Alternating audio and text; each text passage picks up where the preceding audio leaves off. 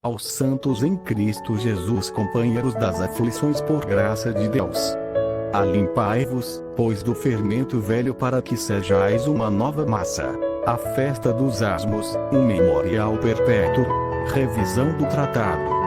Êxodo 12, 15, 17. 7 dias comereis pães asmos. Ao primeiro dia, tirareis o fermento das vossas casas, porque qualquer que comer pão levedado, desde o primeiro até o 7º dia, aquela alma será cortada de Israel. 17 Guardai, pois, a festa dos pães asmos, porque naquele mesmo dia tirei vossos exércitos da terra do Egito, pelo que guardareis este dia nas vossas gerações por estatuto perpétuo. 1 Coríntios 5, 7, 8. Alimpai-vos, pois, do fermento velho, para que sejais uma nova massa, assim como está sem fermento, porque Cristo, nossa Páscoa, foi sacrificado por nós. Um missionário, ao chegar numa tribo indígena, observou que eles não utilizavam o trigo, nem o pão. Em lugar de trigo e pão, eles utilizavam a banana, que naquela região havia com abundância.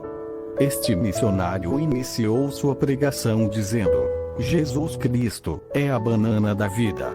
Ele considerou que a banana era o pão deles e por isto a tomou como o símbolo do Senhor Jesus.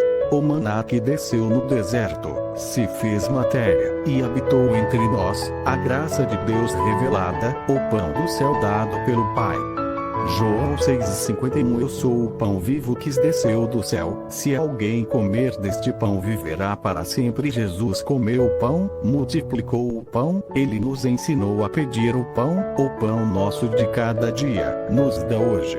Um pouco de fermento leveda toda a massa, façamos festa com os asmos da sinceridade e da verdade. A festa era um memorial perpétuo da saída do povo hebreu do Egito. Eles saíram apressadamente do Egito, levando consigo sua massa antes que levedasse. Êxodo 12, 34. E o povo tomou a sua massa antes que levedasse, e as suas amassadeiras atadas em seus vestidos, sobre os seus ombros.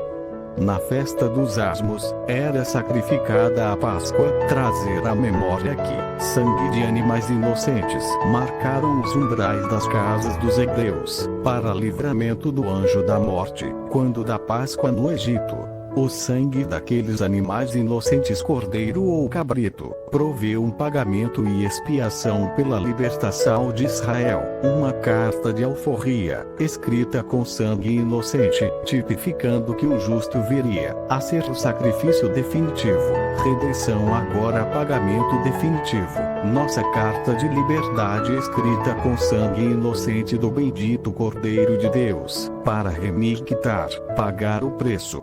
Bendito seja o Nazareno Cristo Jesus, o Deus conosco, e Yoshua, toda a plenitude da divindade. O sacrifício deveria ser sem mácula. Êxodo 12, 5. O cordeiro ou cabrito será sem mácula, um macho de 1 ano, o qual tomareis das ovelhas ou das cabras.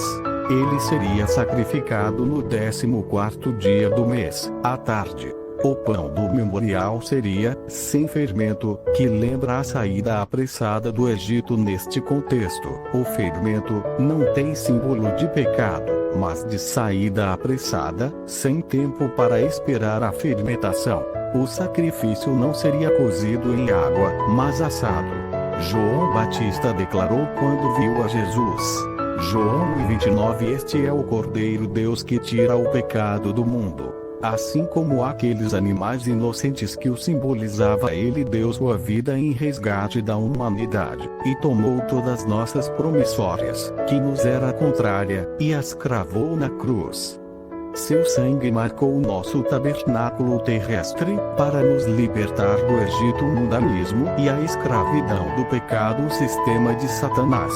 Os animais foram sacrificados à tarde. O Cordeiro de Deus expirou à hora 9. Às 3 horas da tarde inclinou a cabeça, e ali expirou. Marcos 15, versículo 34.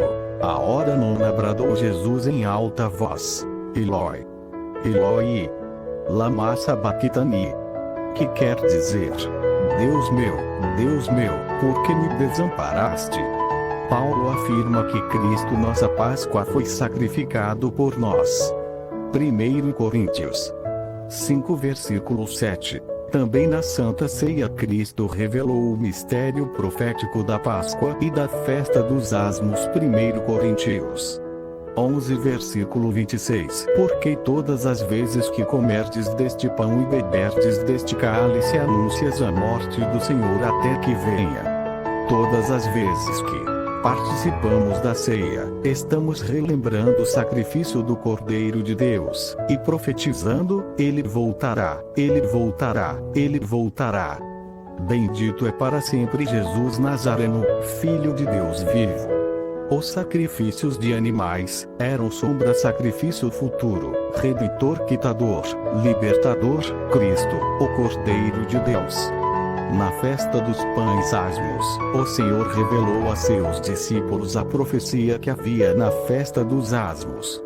Marcos 14, versículo 12. E no primeiro dia dos pães asmos, quando sacrificavam a Páscoa, disseram a seus discípulos: Onde queres que vá fazer os preparativos para comeres a Páscoa?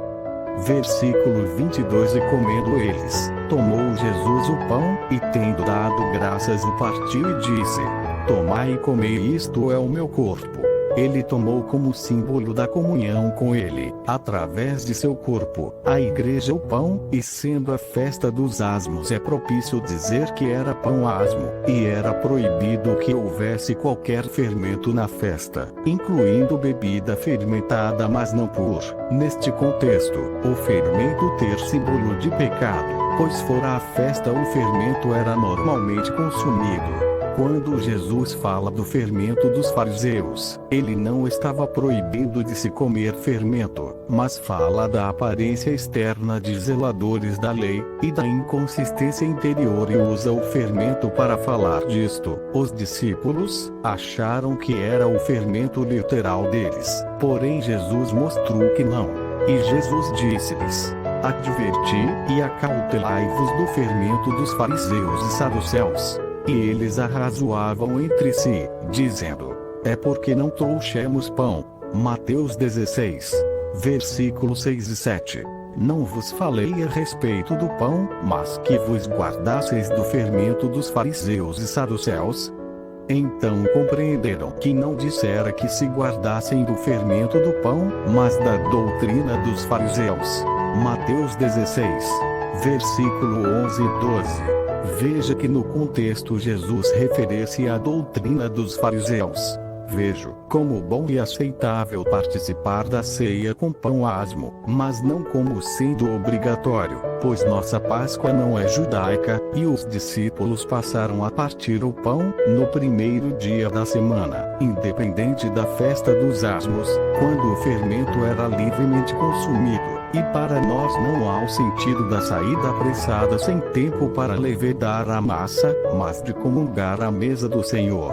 O gesto é comunhão. Logo, não há evidências que leve a crer que se comia a ceia com pão asmo, pois a lei indicava o período de retirada do fermento, e não por símbolo de pecado. Corpo de Cristo é a Igreja.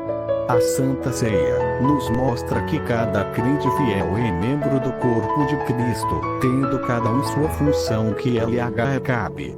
Paulo, ao escrever aos Colossenses capítulo 1, 18, e ele é a cabeça do corpo da igreja. A festa dos pães asmos era sombra à igreja. O corpo do Senhor é a imagem refletida na festa dos asmos. Hebreus 10, 1. Tendo a lei a sombra dos bens futuros, e não a imagem exata das coisas, nunca pelos mesmos sacrifícios, que continuamente se oferecem cada ano, pode aperfeiçoar os que a ele se chegam. Efésios 5:32. Grande é este mistério, e digo-a porém a respeito de Cristo e da Igreja. Todos os santos participantes da noiva do Cordeiro são pequenos pedaços do pão asmo. Um pouco de fermento leveda toda a massa. Então, no contexto mostra que a queda de uma árvore começa com o primeiro golpe do machado. Assim também a igreja, com as primeiras pequenas tolerância ao pecado a leva à apostásia. Basicamente, pão asmo é pão sem fermento, mas há outros ingredientes importantes para se fazer o pão asmo. Definições da palavra fermento. A. Substância química, capaz de provocar reações químicas, em outras matérias. B. Massa de farinha que azedou, e que misturada à massa nova azedou-a e a fez aparentemente crescer e ficar macia. Amassava-se o trigo com água, e colocava-se ao sol, e comia-se o bolo tostado no sol. Com o passar dos anos a massa passou a ser assada no forno. Depois se descobriu que a massa de trigo azeda, misturada à massa nova, a fazia inchar e deixava macio o pão. Esse é fermento biológico. Então o fermento é um ser vivo microscópico que fica adormecido durante muito tempo, e que ao ser umedecido começa a se multiplicar na massa. Assim, deixava-se a massa azedar para se misturar à massa nova. Nisto não há pecado. Então fermento biológico é basicamente um ser vivo que se desperta quando umedecido e misturado à farinha. Isto é o fermento vivo. Começa a se multiplicar na massa, começam a aparecer bolhas vazias por dentro dela, por isto ela fica inchada. Mas para que isto aconteça é necessário que, depois que a massa está pronta, haja o descanso da massa, que é um período onde o fermento se multiplica. Neste sentido aplica uma comparação com o que acontecia com os coríntios. E Coríntios 5:2. Estais inchados, nem ao menos vos entristecestes, por não ter sido dentre vos tirado quem cometeu tal ação. Ele afirma que a congregação estava semelhante à massa fermentada. Hoje há muitas igrejas corintianas. A primeira congregação de adoradores teve origem num lugar muito lindo. Seres angelicais, que tinham o ofício de louvar a Deus, e magnificar aquele que vive eternamente. E odiava o Senhor e Criador de tudo e de todos. Este lugar chamava-se Éden, não o Éden adâmico, mas um lugar chamado Éden, Jardim de Deus. Um lugar de pedras preciosas, a sardônica, topázio, diamante, turquesa, ônix, jaspe, safira, carbúnculo, esmeralda e ouro. Ezequiel 28:13. Neste paraíso havia o Monte Santo de Deus, onde um querubim ungido foi incumbido como aquele que protege, talvez uma forma de sacerdócio, para zelar pela santidade do grande jardim de Deus. Era este Lúcifer, e depois da queda o diabo e Satanás, ele rejeitou a luz que refletia com espelho de glória, em troca de densas trevas. Ezequiel 28:14. Tu eras querubim ungido para proteger e te estabeleci, no Monte Santo de Deus estavas no meio das pedras afogueadas andavas. Este era ungido refletir a glória do Eterno, não a sua, para que todos conhecessem a magnitude inefável do Eterno. O Jardim de Deus é o Éden original. O Jardim Adâmico foi plantado da banda do Oriente do Jardim de Deus. Então plantou o Senhor Deus um jardim, da banda do Oriente, no Éden, e pôs ali o homem que tinha formado.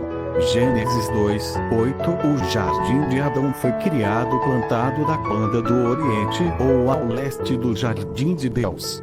Entendemos que, no Monte Santo de Deus, no paraíso, os seres primordiais se reuniam para cultuar o grande e único soberano Deus, o Senhor e Criador do universo. Glórias para sempre a Ele. Santo, Santo, Santo é o Senhor. Este querubim era amado por Deus, que o fez perfeito, aferidor da medida. Era ele mordomo da divindade, honrando sua mordomia, até que brotou iniquidade em seu coração. Ezequiel 28 versículo 17. Elevou-se o teu coração por causa da tua formosura, corrompeste a tua sabedoria por causa do teu resplendor. por terra te lancei. Ezequiel 28:15. Perfeito eras nos teus caminhos, desde o dia em que foste criado, até que se achou iniquidade em ti. Isaías 14:12, 13, 14. Como caíste, ó estrela da manhã, filha da alva! Como foste lançado por terra, tu que debilitavas as nações. 13. Tu dizias no teu coração: eu subirei ao céu, acima das estrelas de Deus exaltarei o meu trono, e no monte da congregação me assentarei, da banda dos lados do norte. 14. Subirei acima das mais altas nuvens e serei semelhante ao Altíssimo.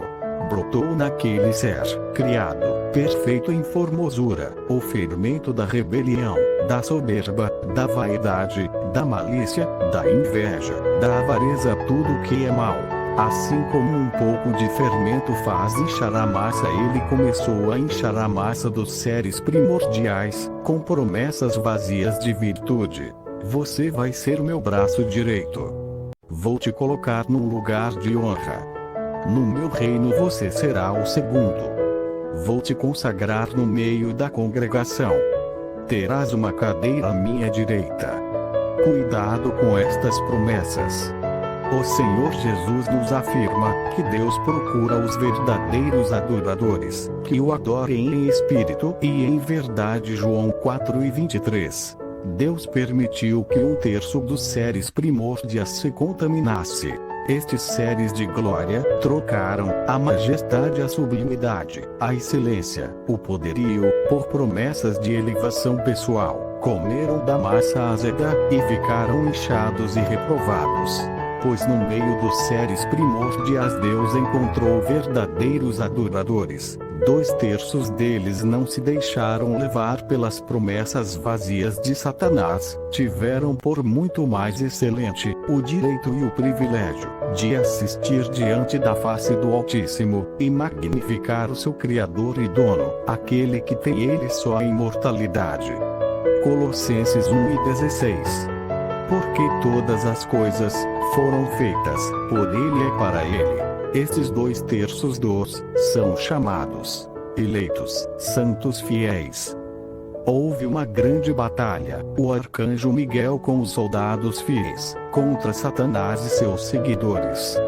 Nesta guerra, Satanás e os seus foram derrotados e lançados na terra, eles massa azeda. No sentido de contaminação e pecado, esta guerra causou grandes consequências à terra. Com o impacto desta estrela cadente chamada Satanás e seus seguidores, a terra se cobriu de trevas, ou luto. Talvez isto seja referente a um período em que nuvens densas cobriram a terra por causa da explosão da queda dos ex-querubim protetor. O que é certo é que uma grande energia negativa veio sobre a terra. Gênesis 1:2. E a terra era sem forma e vazia, e havia trevas sobre a face do abismo, e o Espírito de Deus se movia sobre a face das águas. Que cabe também a tradução: a terra veio a estar sem forma e vazia. A terra era cheia de seres diferentes dos que conhecemos agora. Isaías 6:3. Os serafins estavam acima dele, cada um tinha 6 asas. Com suas cobriam os seus rostos, com 2 cobriam os seus pés, e com 2 voavam. E clamavam uns para os outros, dizendo: Santo, Santo, Santo é o Senhor dos exércitos. Toda a terra está cheia da sua glória. Revelação de uma terra que ainda não havia sido amaldiçoada. Com queda de Satanás, a terra perdeu a glória que Isaías descreveu. Ezequiel 31:15. Assim diz o Senhor Jeová: no dia em que ele desceu ao inferno, fiz eu que houvesse luto, fiz cobrir o abismo. Por sua causa, retive as suas correntes, e elas detiveram-se, e cobri o Líbano de preto por causa dele, e todas as árvores do campo por causa dele desfaleceram. 16. Ao som da sua queda, fiz tremer as nações, quando fiz descer ao inferno com os que descem à cova todas as árvores do Éden, a flor e o melhor de Líbano, todas as que bebem águas, se consolavam na terra mais baixa. 17. Também estes com ele descerão ao inferno, a juntar-se aos que foram seu braço, e que estavam assentadas à sombra no meio das nações. 18. A quem, pois, é semelhante em glória e em grandeza entre as árvores do Éden. Anjos, todavia descerás com as árvores do Éden à terra mais baixa. No meio dos incircuncisos, jazerá com os que foram traspassados à espada. Este é Faraó, o diabo, e toda a sua multidão, os anjos caídos. O versículo 16, o som da tua queda fez tremer as nações. Faz-nos lembrar a bomba atômica, só que uma de proporções imensas, capaz de devastar a terra e tudo que havia nela. Isaías 14:12. Como caíste, ó estrela da manhã, filha da alva!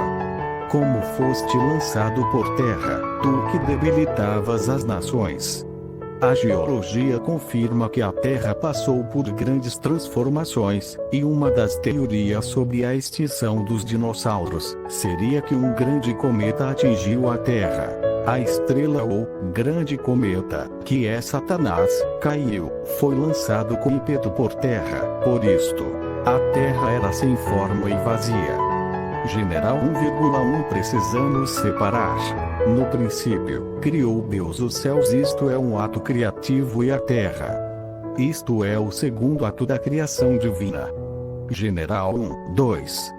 E a terra era sem forma e vazia, e entendemos ser a consequência da queda daquela estrela cadente. Isaías 12:14. Conjecturo, concorde com outros estudiosos que, após a queda destes e seu líder, a terra foi devastada. Deus então decidiu restaurar a terra, e criar novos seres diferentes dos primeiros e um ser especial, conforme sua imagem e semelhança. E assim foi. Deus criou o homem e o colocou como guardião do jardim que plantou da banda do leste, oriente. O azedo ex-refletor de luz e glória e caído, sentiu inveja, e Deus permitiu que fosse tentado a quitter. O homem caiu, e foi destituído da glória de Deus. O tragédia trazida para a humanidade pelos agora chamados demônios. A violência. Caim foi o primeiro a associar-se aos demônios, matando seu próprio irmão. A violência, daí em diante, foi se multiplicando, e com a violência o homicídio se multiplicou muito. Terríveis seguidores dos querubim multiplicaram-se, como Lameque. Gênesis 4:23. Antíoco Epifânio, um governador da Judeia, homicida e blasfemo, que tentou acabar com o povo hebreu e com seu culto ao seu Deus Adonai o Senhor. Herodes, que com medo de perder o seu trono mandou matar todos os meninos nascidos em Belém, de 2 anos para baixo, para tentar matar Jesus. Mateus 2:16. Então Herodes, vendo que tinha sido iludido pelos magos, irritou-se muito, e mandou matar todos os meninos que havia em Belém, e em todos os seus contornos, de 2 anos para baixo, segundo o tempo que diligentemente inquirira dos magos. Adolfo Hitler, Mussolini, Fidel Castro, Che Guevara, ditadores crês, terroristas, assassinos, ladrões, traficantes, estupradores, pedófilos, religiões imperiais que juntos dissiparam a vida de milhões de pessoas em nome de um puritanismo racial, ideologias políticas, e simplesmente ódio e maldade, vindo dos entes espirituais da maldade. Sanguinários, que matam milhões de pessoas em nome de um país, em nome de uma religião, em nome de uma etnia. Violência, violência, violência. O amor vencerá.